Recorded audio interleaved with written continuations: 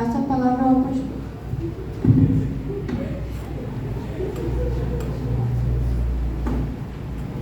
Se alguém estava dormindo, acordou agora.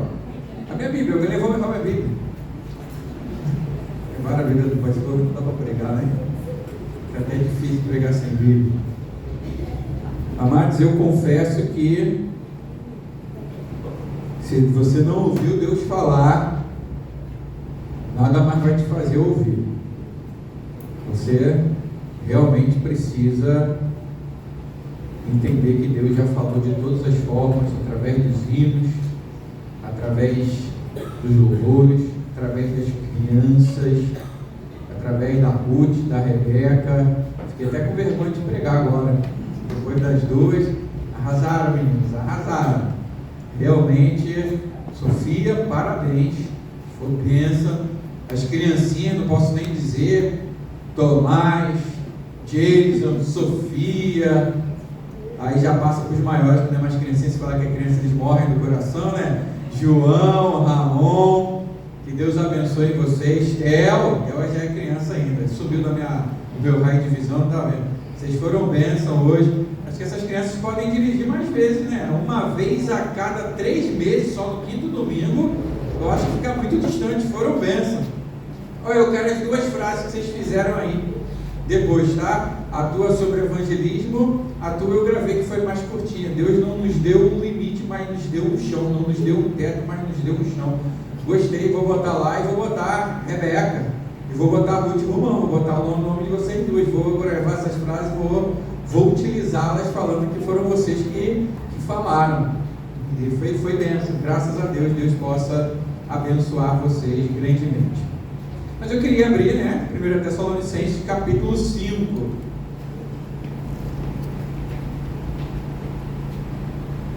Primeira epístola de Paulo à igreja de Tessalônica.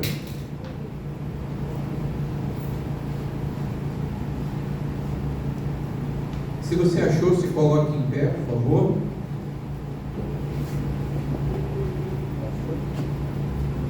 Da mensagem que eu dei de manhã vale para a noite, tá? Se você não estava aqui de manhã, culto não é lugar de manter celular em modo de vibração ou muito menos com som. Culto é um lugar de você manter o seu celular em modo de não perturbe, não deve tocar, não deve vibrar, não deve fazer nada. É um local onde você está para falar com Deus e não para se distrair ou distrair alguém que está do lado de você. Então, se seu filho, meu filho é levado, precisa de um celular para ficar quieto, não precisa, pode deixar ele bagunçar, a gente vai ensinando, você vai ensinando ele com calma a ter reverência a Deus e não ficar no culto com o celular. Afinal, nós viemos falar com Deus aqui nesse momento. Inclusive, temos uma plaquinha que eu já dei toda a deixa, até agora não entrou aqui. Temos uma plaquinha aqui, que daqui a pouco já era para ter entrado algumas vezes durante o culto, para os irmãos entenderem. Cadê a plaquinha, varões? Do multimídia aí. Aê, glória a Deus. É hora de dar um pause no celular e falar com Deus. O culto já está rolando. Amém? Que Deus então possa abençoar vocês. Agora sim, vamos ler a palavra de Deus. 1 Tessalonicenses 5, verso 17 não, 18, culto de gratidão. 18, diz o seguinte: em tudo dai graças, porque esta é a vontade de Deus em Cristo Jesus para conosco. Vamos repetir todos juntos? 1, 2, 3 e... em tudo dai graças, porque esta é a vontade de Deus em Cristo Jesus para conosco. Feche seus olhos, Pai. Queremos louvar o Teu nome nesta noite pela Tua bondade. É óbvio, Deus, que só temos a Te agradecer. Seríamos tolos se chegássemos diante de Ti com milhões de pedidos, diante de toda a bênção que o Senhor tem nos dado e principalmente da salvação em Cristo Jesus. Nosso coração hoje se enche de alegria. Nosso coração nesta noite rejubila diante de Ti. Nosso coração salta de prazer, ó Deus, por todas as benesses do Senhor, e que saiamos daqui, Deus, gratos, entendendo a gratidão, celebrando, Deus, ao Senhor a cada momento da nossa vida. Pedimos isso em nome de Jesus. Amém. Bem, amados, podemos assentar.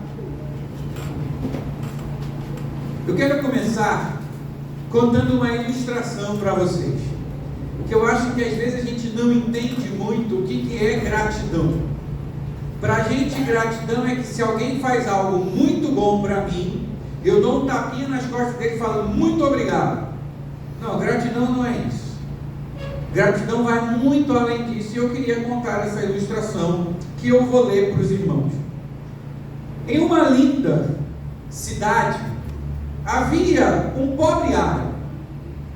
E esse pobre árabe estava viajando, quando de repente ele se deparou com uma fonte de água pura. Ao olhar aquela fonte de água pura, que era raro em sua região, ou seja, acostumado com o deserto, acostumado com água saloba, acostumado com esse tipo de coisa, ele então para imediatamente e vai provar daquela água. E ao beber aquela água, ele percebe que aquela água era cristalina, alcalina, pura para se beber, e ele fica encantado com aquela água e fala: esta água é digna de um rei. Não posso beber esta água sem levar ao meu rei. Então ele dá um jeito de encher um potezinho de água, e com alegria no coração, ele começa a caminhar, ele começa a andar com generosidade, sabe? Fala assim: eu tenho um presente na mão do meu rei. A viagem foi longa até o palácio, mas um dia ele chegou no palácio e falou: eu quero falar com o meu rei. Eu fiz uma viagem longa, cheia de dificuldades, mas não desisti. Com perseverança, determinação, cheguei até aqui, ó rei, para lhe trazer esse presente, uma fonte de água alcalina que achei no deserto. O rei então, encantado com aquele jovem pobre árabe, fala: muito obrigado, vou fazer questão de bebê-la agora. E quando o rei então toma um copo daquela água, abre um sorriso e fala para aquele pobre árabe: muito obrigado por esta água. Os súditos então do rei ficaram espantados e falaram: rei, deixe-nos provar também desta água. Ele falou: negativo, esta água é exclusivamente minha. E aí todo mundo, expectativa da água, sabe, com aquela: eu também queria provar. Rei, não, essa é só minha. Eu queria agradecer a você por tudo que você fez. Deu um generoso presente àquele pobre homem e o mandou embora com alegria no coração. Aquele jovem pobre saiu feliz da presença do rei, mais feliz. Pensa em alguém que conseguiu agradar o rei. Quando ele foi embora, os súditos falaram: não, rei, por que tu não deixou a gente beber da água? Ele falou: não deixei e nem o deixarei. Mas você pode nos dizer o motivo de tal dificuldade de nos deixar beber um pouco da água? Ele falou: é claro, esse jovem caminhou uma longa jornada para até chegar aqui. Esta água não está mais alcalina, ela já está saloba, contém até gosto estranho. E por que você não falou isso para ele? Ele falou: porque o meu coração é grato por ele ter lembrado de mim, ainda que a água não tenha chegado ao caminho. Se eu tivesse dado para vocês, todos vocês teriam falado do gosto horrível da água e teria machucado o pobre coração daquele homem. Por tudo que ele fez, eu fui grato, apesar de a água não estar boa. Eu acho que vocês acabaram de entender o que é gratidão. Gratidão não é só quando algo bom acontece a você. Às vezes a gente tem uma intenção, leva um presente, leva alguma coisa e talvez você não goste daquilo. Não importa, seja grato por isso. A nossa vida é da mesma forma. Nem tudo que acontece na minha vida é algo que eu posso dizer: eu gostei disso que aconteceu na minha vida, foi algo que eu esperava que acontecesse, com certeza eu quero passar por isso de novo. Não é algo que eu diria em muitos momentos da minha vida, mas mesmo não sendo algo que eu diria, mesmo não sendo algo que eu não goste, eu ainda sou grato a Deus, porque Ele tem um propósito naquilo para mim, conforme está em Romanos 8, me transformar à imagem e semelhança de Cristo. Ou seja, mesmo na dor, mesmo na dificuldade, o meu coração diz: Senhor, obrigado. É o que o texto diz. Leia o texto na sua Bíblia. Em tudo dai graças. Deus não está falando para que você dê graça aqui por uma situação ruim. Ele está falando que mesmo nessa situação ruim, o seu coração deve dar graça. Um caso bem fácil para os irmãos entenderem. O dia que minha mãe faleceu, Deus não mandou eu dizer assim, graças a Deus minha mãe morreu. Não, Ele não está pedindo para que eu faça isso, mas Ele está dizendo que mesmo na morte da sua mãe, tenha um coração grato por tudo que eu fiz. Mesmo nos momentos mais difíceis da tua vida, em tudo, não é por todas as circunstâncias, é em todas elas, seja grato a mim. Então o que Deus está falando é exatamente essa circunstância desta ilustração que eu trouxe para os irmãos.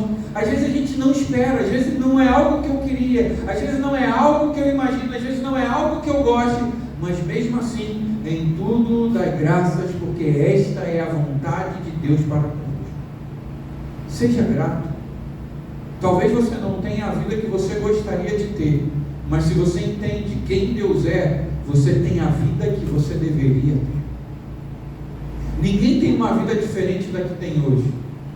Eu falo, não lembro se já falei com meus filhos, mas uma vez eu conversei com a minha esposa, você sabe que a coisa que mais me doeu foi a morte da minha mãe. Mas mesmo assim, eu dou graças a Deus. Eu não saberia como Deus poderia usar uma situação que me doeu profundamente para me fazer crescer grandemente. Só um Deus bom pode pegar uma catástrofe, algo que dói 18 anos depois, e mesmo assim fazer eu olhar para aquilo e falar, Senhor, eu te dou graças naquele momento. O meu coração é grato por tudo que o Senhor me fez passar. O meu coração se regozija mesmo na dor, porque foi ali que eu aprendi que construía um castelo de areia, e agora eu posso construir um castelo na rocha. Você percebe a diferença? Talvez a gente fique grato com a água alcalina que chega à tua mão. Não. Talvez vai chegar uma água bem salobra, bem amarga, bem difícil. Seja grato por quem se lembrou de você. Talvez você esteja doido para ganhar uma caixa de bombom e chegue para você um buquê de flores. Talvez você esteja doido para ganhar uma coxinha de frango com catupiry e chegue para você uma bala juquinha. Não importa o que chegou em suas mãos, seja grato por isso. Transforme isso para a sua vida. Talvez você pensou em ser um homem rico, talvez você pensou em ser um homem bem sucedido em tal área, talvez você pensou em ser isso, aquilo outro. Seja grato a Deus. Ele te deu o que você tem hoje. Quando eu fiz prova para a Marinha, tinha 17 para 18 anos, deu uma louca em mim e falei, vou fazer prova para a Marinha. Aí eu falei, do nada. Só tem 3 meses para estudar. Eu falei que eu preciso de mais do que 3 meses, vou estudar 3 meses. Eu falei, eu preciso estudar português, física, mais ou menos. As outras matérias, matemática, eu não preciso nem tocar na matéria, sou bom em matemática. Eu peguei as provas todas da Marinha de matemática, fazia, gabaritava quase tudo, 9, gabaritava, não era muito bom. Eu falei, vou focar no que eu não sei. Se eu gabarito todas as anteriores, o que eu vou fazer com a de hoje? Gabaritar. Foquei 3 meses em português, que era a minha fraqueza. Dei uma revisada em química na escola, porque hoje, nas provas de física da escola, tem lá o formulário, que são as fórmulas que caem na prova. Na minha época era tudo de cola, eu estava lascado. Então eu gravei as fórmulas todas e fui para a prova, confiante.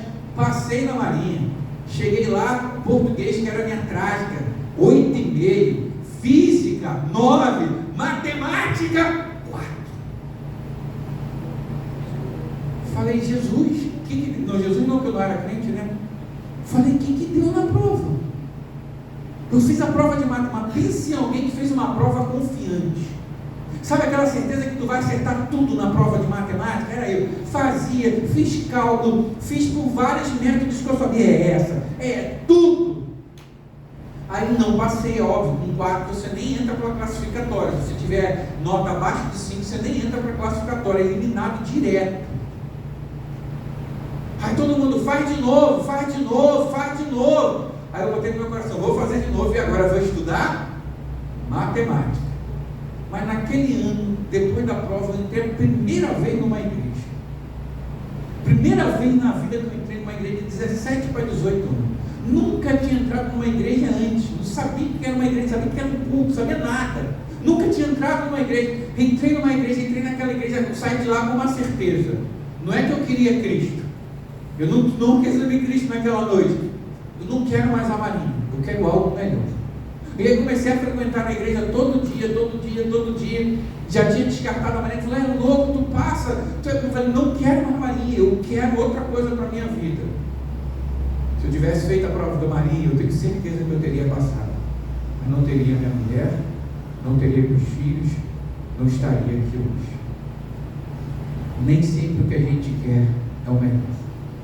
Às vezes a água pode chegar salobra no momento, mas quando a gente olha para o futuro, a gente fala, Senhor, valeu a pena. Obrigado, Senhor.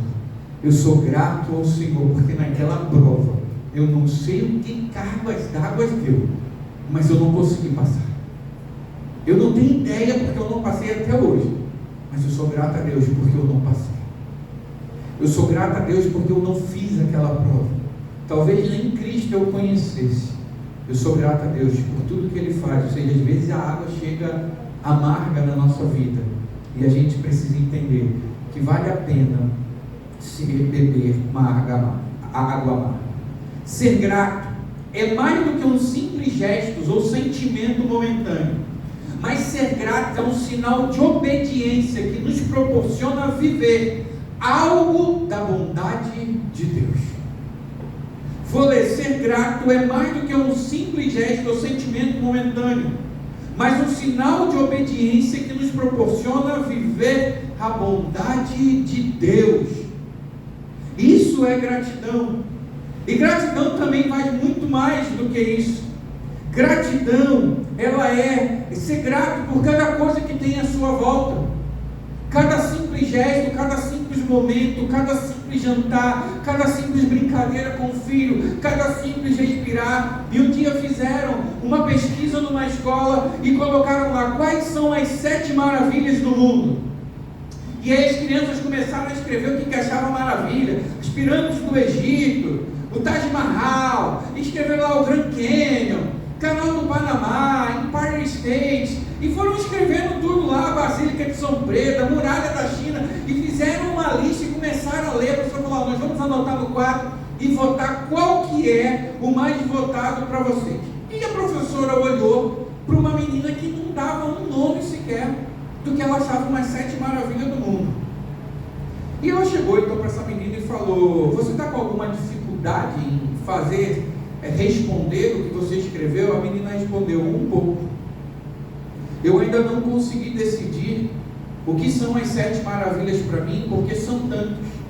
A professora falou, mas eu posso olhar o que você escreveu no seu papel, a sua lista? A menina, com um pouco de vergonha, hesitou, mas entregou a lista para a professora e estava escrito assim, eu acho que as 7 maravilhas do mundo são poder ver, poder ouvir, poder tocar, poder saborear, poder sentir, poder rir e poder amar.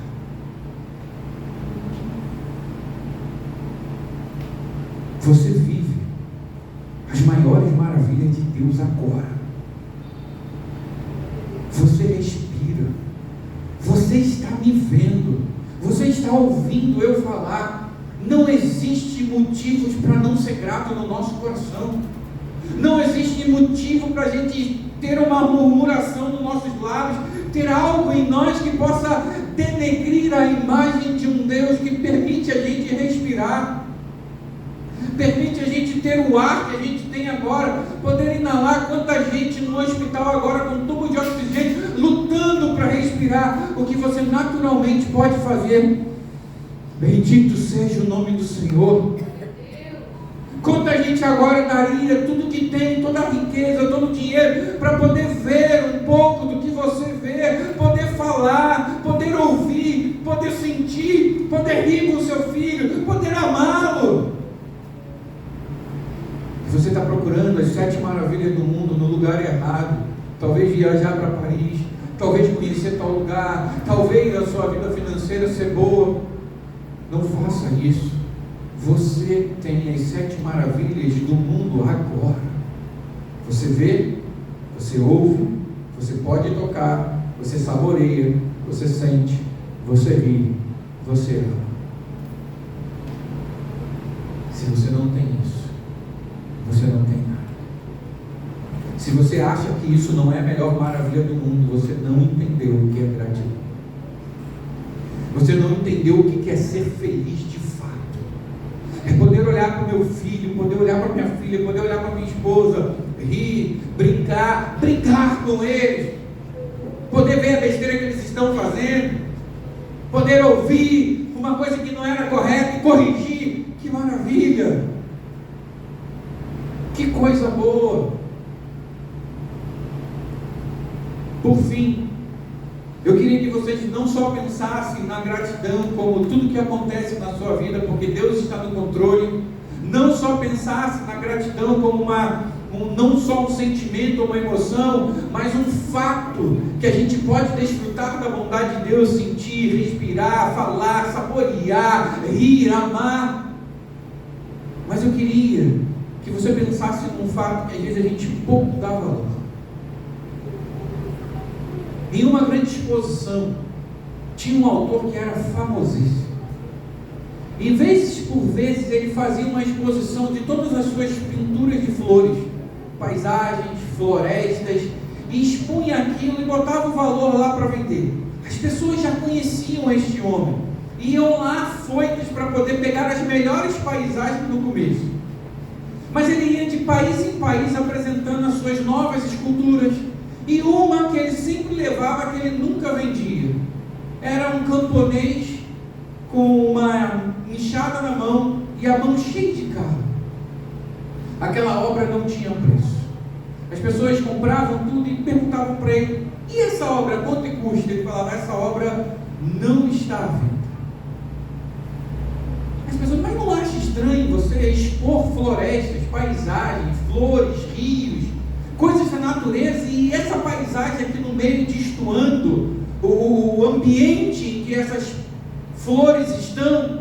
Ele falou: eu não acho destoante, e esta pintura vai me acompanhar em qualquer exposição que eu fizer e nunca será vendida.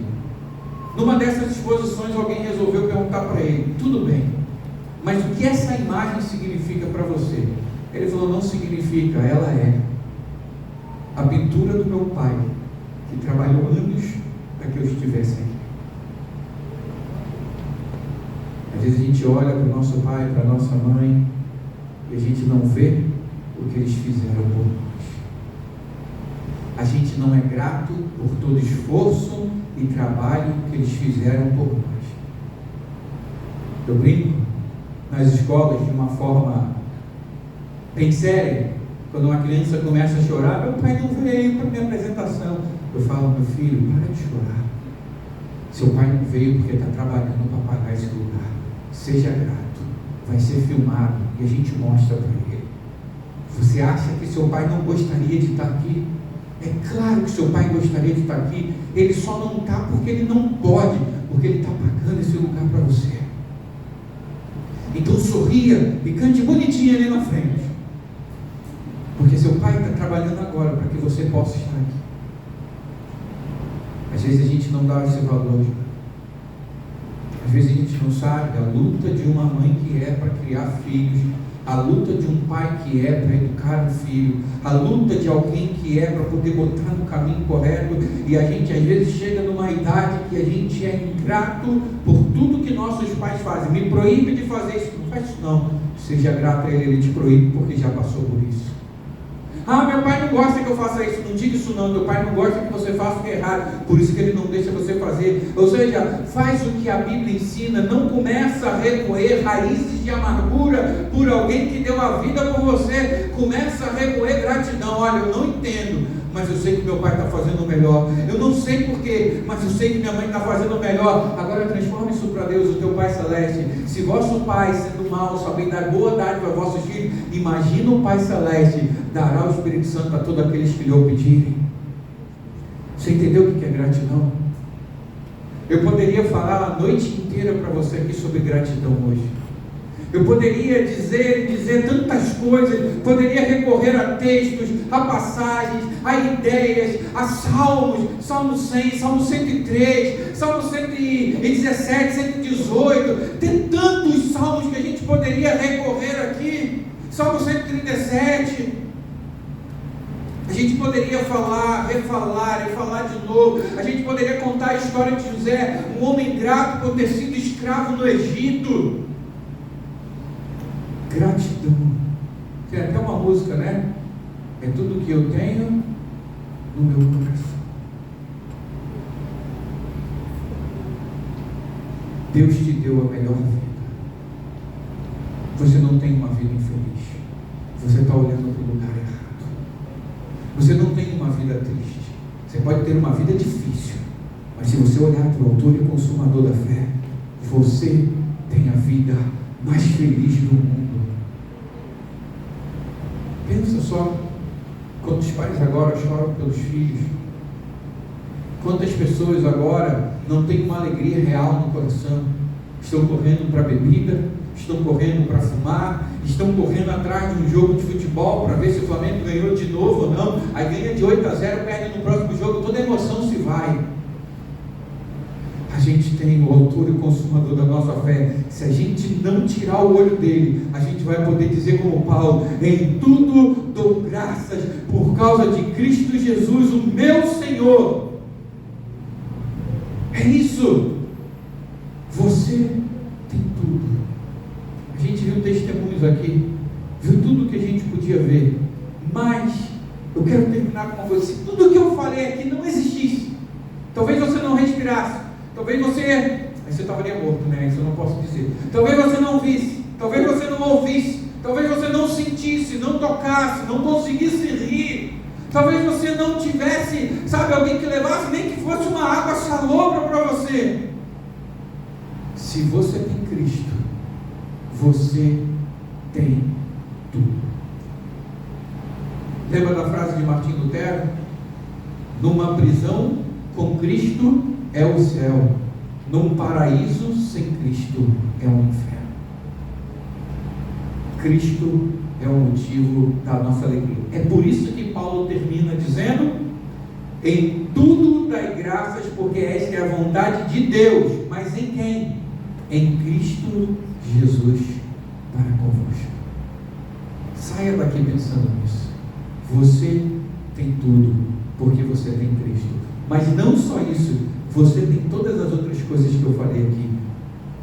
Cristo é suficiente, mas mesmo sendo suficiente, Ele nos dá todas as outras coisas.